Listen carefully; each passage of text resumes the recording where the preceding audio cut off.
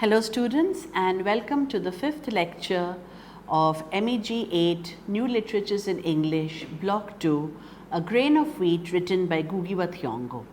My name is Dr. Madhumita Chakraborty and I am an Associate Professor at Zakir Hussain Delhi College Evening, University of Delhi. In the previous 4 videos we have discussed the backdrop of the African situation, of the Kenyan situation, the socio-historical, the political context, and now we have come to the point where we are going to start our discussions on this text, which is A Grain of Wheat. It is hoped that what we have discussed earlier in the previous 4 videos that we have done is going to help you in your understanding of this novel, A Grain of Wheat, written by Ngugi wa Thiong'o. So before we begin our discussion on the novel, I'd like to read out a quote from Chinua Achebe. Of course, you all know who Chinua Achebe is. I don't need to introduce him. But at the start of the Penguin Classics edition of this novel, A Grain of Wheat, Chinua Achebe writes, and I quote, "Africa is a huge continent with a diversity of cultures and languages. Africa is not simple. Often people want to simplify it, generalize it, stereotype its people. But Africa is very complex. The world is just starting to get to know Africa. The last 500 years of European contact with Africa produced a body of literature that presented Africa in a very bad light, and now the time has come for Africans to tell their own stories." So much like Achebe's own magnum opus, Things Fall Apart, in which he talks about the impact of colonization on the small village of Umufia, even here we see how in Kenya the impact of colonization and how a community is leading up to getting its independence, how a community is preparing to get its uhuru as a long cherished dream from the British Empire. It was published in 1967. It was written when Ngugi wa Thiong'o was still a student at Leeds University. The title of the novel is taken from the Holy Bible, the Gospel according to St. John, chapter 12, verse 24. And I will be discussing the significance of this title when we discuss the various themes of the novel. The story of the novel is set in the fictional village of Thabai, a newly constructed village in Kenya on the brink of its independence from British colonial rule in December 1963. So the events that we see in the novel take place in 1963, in the days just leading up to and on the day of Uhuru, Kenya's independence from colonial rule. The novel has this very unique narrative style because we get the point of view of various characters. There's a constantly shifting point of view, both through direct narration as well as through reflections by the characters. Ngugi is able to create an atmosphere of hope and fear, success and defeat, loyalties and betrayals as they were, and acts that we were seeing that were typical of the period of the struggle that happened in the lead up to independence. So, A Grain of Wheat is a novel about the freedom movement. Through a series of flashbacks in the lives and experiences of the principal characters, Mugo, Gikonyo, Mumbi, Kihika, Karanja, Thompson, all of whom are reflecting on what has happened and what is about to happen on the eve of Uhuru, Ngugi is able to weave an extremely skillful, multifaceted but powerful picture of the struggle. So, A Grain of Wheat is a novel about the freedom movement, and throughout the novel, through a series of flashbacks in the lives and experiences of the principal characters in the novel, Mugo, Gikonyo, Mumbi, Kihika, Karanja, Thompson, among others, they are all reflecting on what has happened, what is happening, what may happen on the eve of Uhuru. And through all these juxtapositions, all these reflections, Gugi is able to weave an extremely skillful, multifaceted, powerful picture of the struggle. So, A Grain of Wheat is the story of a group of people from a particular village, Thabai, who are about to celebrate Uhuru, which is just 4 days away. Now, this, however, is also the occasion when each of them, including Thompson, who is a white settler, takes stock of his or her role in the freedom movement, particularly during the emergency and more particularly during the Mau Mau phase of the struggle. Mugo recalls his betrayal of Kihika, his frontime friend and a legendary youth revolutionary who was hanged. Gikonyo recalls his confession of the oath during interrogation in the detention camp. Mumbi recalls the circumstances under which she was forced to submit herself to Karanja, the village chief and also a collaborator with the colonial administration. Karanja recalls his subservience to Dio Thompson and what impact that has had on his life. And Thompson and his wife recall their role as part of the white colonial administration that was trying to civilize the Africans. So, it's clear that each character in the novel has a present day crisis that stems from their own individual experiences during the emergency. It is the story of Kihika and his death that frames the plot of the novel. Kihika was a heroic man who fought the colonial masters during the emergency, and most villagers suspect that Kihika was betrayed and ultimately taken away to be hanged by his childhood friend Karanja. Mugo, who is the protagonist of the story, is regarded as somewhat of a hero in Thabai. So, here at the start of the novel, we have people who want him to speak at the Uhuru celebrations. But what people don't know is Mugo is hiding a secret of his own, and hence he does not want to speak. Gikonyo and Mumbi are an estranged husband and wife couple. They try to convince Mugo, but they have their own secrets. And meanwhile, the British administrators are preparing to hand over power and leave. Thompson is a disgraced British official, and he is very depressed at the thought that he is going to have to give up his life of luxury in Kenya and abandon what he sees as his life's work. Karanja is a Kikuyu boy who worked for the British as a member of the Home Guard during the emergency. He is distressed because now that there is going to be a transfer to home rule, but he's not upset about that. He's upset because so far as a collaborator, he has been able to get a favored status among the whites, British colonizers, and this status is what he is going to lose right now. And because he was a collaborator with the white people, he does not have a lot of respect within his own community. So, it's a total lose-lose situation for him. He's distressed at the thought of transfer, he's distressed at the thought of losing his most favored status, and he's distressed that he's not going to get any respect from his own people.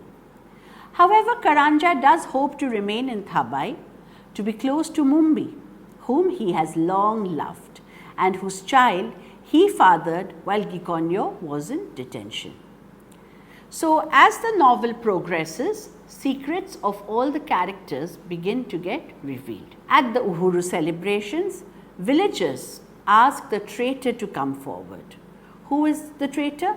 The traitor who had betrayed Kihika. Most people look at Karanja. But however, Mugo steps forward and to everyone's shock, he admits his guilt and feels relieved and unburdened. The soldiers of the new regime lead him away for trial. Karanja, having lost his place in this new society and any hope of Mumbi's love, leaves Thabai. And in the novel's final scene, Gikonyo realizes that he still loves Mumbi and he still plans to reconcile with her. So this is the basic plot summary, and in the remaining part of the lecture, I will be discussing the first 5 chapters with you. So now we begin with a detailed summary of each of the chapters, and then I'll take a few chapters together and analyze them. So in the first chapter, the novel begins with Mugo getting out of his bed in the morning to go to his shamba. What is the shamba? The shamba is a small piece of land which he has for cultivation. And every day, that is his daily routine. He wakes up in the morning, he goes to his shamba and he works there and comes back in the evening. However, on this particular day, he meets others like him who had suffered during the emergency. Who are the people that he meets on this day? First, he meets Warui, who was a village elder and who had lost his piece of land through confiscation while he was under detention. The second person he meets is Githua. Githua is extremely poor, dressed in tatters, and we are told that he has sustained bullet wounds at the hands of the white men during the freedom struggle. For some particular reason, Mugo feels very uneasy on meeting Githua on this particular day, particularly after he sees children making fun of him. The third person that Mugo doesn't exactly meet but remembers is an old woman who lived at the end of the main street of the village. This woman had a grown-up son called Gitogo. Gitogo was both deaf and dumb. He used to support his mother by lifting heavy loads and by doing odd jobs which would give him small amounts of money. Mugo recalls how during one of the police raids for the screening of villagers during the emergency, Gitogo had been shot dead by the soldiers in cold blood while he was running away, frightened at seeing the policeman. And while he is thinking about all of this, Mugo realizes that he doesn't enjoy working at the shamba the way he did before the emergency.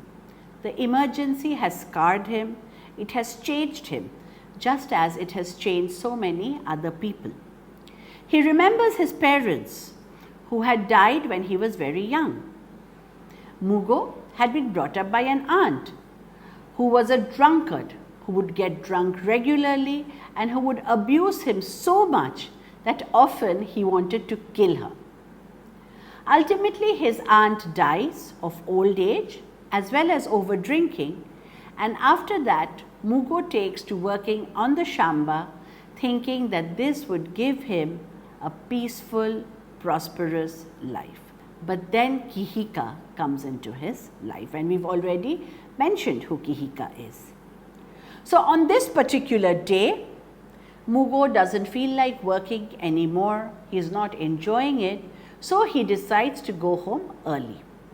He goes home early, walking like a man who thinks that he is being followed or watched, and yet he does not want to reveal this either by the way he walks or by his behavior. So he goes home and he settles into his customary solitude. Suddenly, there is a knock on the door. Mugo is startled. Who could be knocking on the door at this time? He opens the door and he finds members of the party, also called the movement. So who is the party and the movement? The next chapter, chapter 2, mentions this. It gives us more details about it. The mention of this word party in the previous chapter now provides Gugi, the author, with an opportunity to intervene in the narrative and trace in this chapter the history of Kenya from the time when the first missionaries arrived to the present when Kenya is about to gain independence from the colonial British who had followed on the heels of the missionaries. Why is Gugi doing this? The reason Gugi is doing this is to provide his readers with a historical frame of reference through which they can better understand the novel, because he realizes that most of his audience who are reading the novel would not be familiar with the way things were in Kenya, with the Kenyan struggle for independence. So this chapter gives us a historiographical account of this movement. So the British settlers had arrived in Kenya holding Bibles and claiming to be messengers of the Lord. The Kikuyu, or the locals, they were first interested in learning about the white men. They saw a parallel between the British Queen, who at that point of time was Queen Victoria, and a past female ruler of their own land. Remember, in pre-tribal African societies, women held very significant positions. Many women were rulers. They were leaders of their tribes. They held these significant positions. And in the name of civilizing the savages, this history of Africa was completely trampled with by the Britishers. Continuing, so although the religious beliefs of the white men were puzzling for the locals, the white men did succeed in converting some of the people to Christianity. And these people were usually those who were marginalized in the prevailing status quo situation, because whether it is the white society or the local society, hierarchies did exist. And within the hierarchies that did exist, there were some who were more equal than others, and then there were some who were more subjugated and more marginalized than others. And it was this latter section of the population who were often the first to think that Christianity would give them a better way of life, and who therefore were one of the first to get converted. Gradually, the colonizers began acquiring more and more land and erecting permanent structures, but they met scattered, unorganized resistance from the locals, and we've just mentioned that in the previous lecture. One opposition leader was Harry Thuku, and we've also talked about Harry Thuku in the first lecture that we did, who encouraged Kenyans to unite, and then therefore the movement began. However, the British soldiers met a procession led by Harry Thuku with gunfire. Many died, and Harry was taken away to a remote part of the country, and that was the end of his political involvement. Years after Harry's capture, Mugo attended a rally for Jomo Kenyatta, the leader of the resistance movement and who would later become Kenya's first Prime Minister. Although Kenyatta was not able to attend, others spoke on behalf of the movement. After the 1952 arrest of Jomo Kenyatta and others, Kihika had disappeared into the forest, later to be followed by a handful of young men from Thabai and Runge village. Kihika had raided the transit prisoners camp of Malwi, carrying fresh supplies of men, gun and ammunition to continue on a scale unheard of in the days of Wayaki and a young Harry. A year later, Kihika was arrested, tortured and hanged in public on a Sunday morning at Runge market, not far from where he had once stood calling for blood to rain on and water the tree of freedom. The party, however, and the movement had remained alive even after Kihika's death, growing, as people put it, on the wounds of those Kihika left behind. So moving on to the next chapter, we are back into the present in Mugo's hut, where Gikonyo speaks to him on behalf of the movement, trying to persuade Mugo to lead the Uhuru or the independence celebrations. Gugi tells us that Gikonyo had returned to Thabai village after his detention, and he had worked hard to become one of the richest men in Thabai. Warui, the second person in the delegation to Mugo's house, was the senior most of the villagers, whose life was in a way the story of the party. He had taken part in the meetings of young Harry. He had helped in building people's schools and had listened to Jomo speeches in the 20s. The third person in the delegation was Wambui, a woman who had carried secrets from the villages to the forest and back to the villages and towns during the emergency, i.e., she was a messenger. They are with General R and Lieutenant Koena, freedom fighters who have been granted amnesty for Uhuru. All the guests who have come to visit Mugo are talking excitedly among themselves about the upcoming Uhuru celebrations and about Kihika. They ask Mugo to make the main speech at the Independence Day celebrations. General R, in fact, brings out the Bible, which Kihika always carried with him in person, except that he did not carry it with him on his last mission in which he was captured. And why was Kihika captured? We know that Kihika was betrayed, as General R says. Observing that Mugo was the last man who had given Kihika shelter a week before his capture, both Koena and the general inquire from him whether Kihika had mentioned the name of the person he was going to see the next week. Mugo denies any knowledge, saying that Kihika did not mention the name of Karanja, whom all suspect to be the betrayer of Kihika. So after all these people leave, Mugo collapses onto his bed, asking himself what it is that the party or the movement really wants out of him. Outside the hut, the General R and Koena talk about finding Kihika's traitor. For General R, Kihika's death is fresh, and he believes that it needs to be avenged.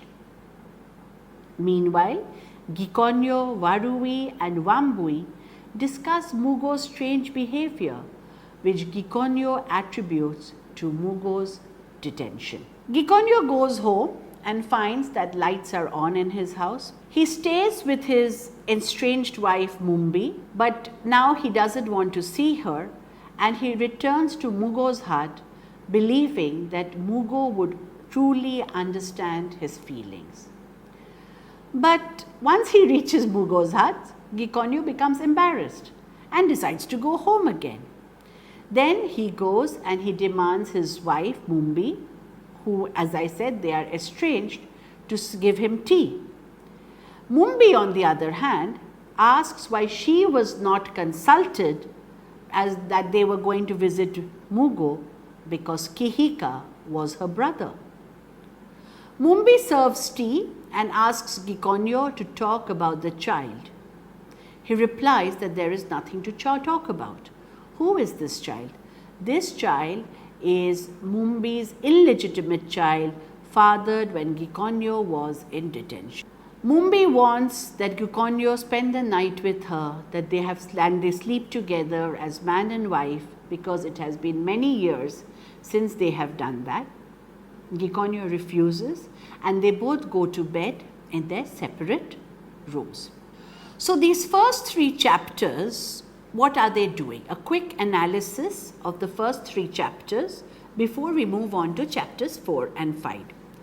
These 3 chapters introduce the setting both of present-day Kenya and the immediate past. They give us the historical context so that readers can better understand the prevailing socio-political situation of Kenya and also the struggle of the Kenyan people for autonomy in the face of the colonizing Britishers. They highlight the atrocities of the British colonizers along with the emergence of the neo-colonial section of society, the apologists for the colonizers. In these 3 chapters, we are able to get an insight into the character of Mugo, and we are able to understand that all is not what it seems with him. These first 3 chapters also introduce the theme of missionary work, the intrusion of Christianity into Kenyan life. There is an ironic parallel between the description of the Kenyans' confusion at the story of Jesus and the death of the heroic Kihika, whose story almost makes him a larger-than-life Christ figure.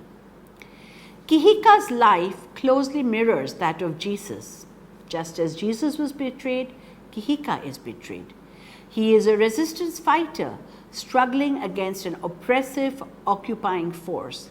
He leads a movement and is betrayed by someone very close to him in a way that leads to his execution and the hands of the occupiers. So the novel draws other links between Kenyan and British history, like the fact that both the countries have had powerful female monarchs, and how, in traditional African societies, women did hold powerful positions as tribal chiefs, as leaders of their societies. And therefore, the novel asks how a white culture that considers the rebellion at the heart of its religion to be so sacrosanct can be so unmoved when the same thing happens in one of its colonies.